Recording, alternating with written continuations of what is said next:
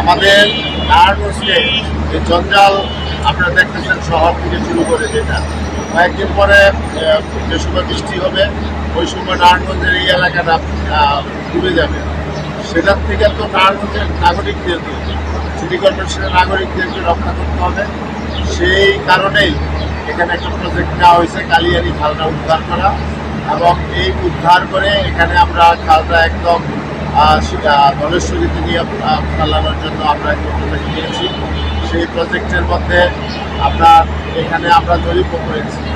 সেই জরিপে আমরা দেখতে পেয়েছি যে কিছু শিল্প প্রতিষ্ঠান এই খাল দখল করে আছে, এবং আমাদের জরিপে দেখা গেছে যে অনেক প্রায় 55টা শিল্প প্রতিষ্ঠান, এগুলি আমরা উচ্ছেদ করব। আমাদের যে পরিমাণ জায়গা গেছে ওই পরিমাণ জায়গা আমরা ওখানে ভেঙে দিয়ে উচ্ছেদ করে এখানে এই খালটা আপনার সক্রিয় করলে তারপর শহরের যে জলাবদ্ধতা, সেই জলাবদ্ধতা থাকবে।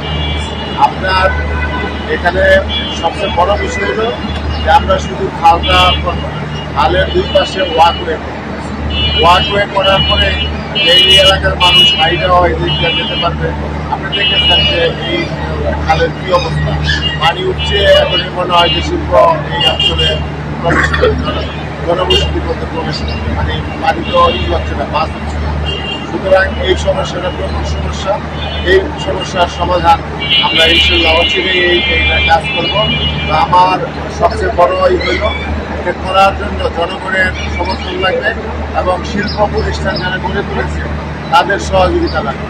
কারণ ব্যক্তি স্বার্থটা এখানে বিষয় না, সমষ্টিগত স্বার্থটা।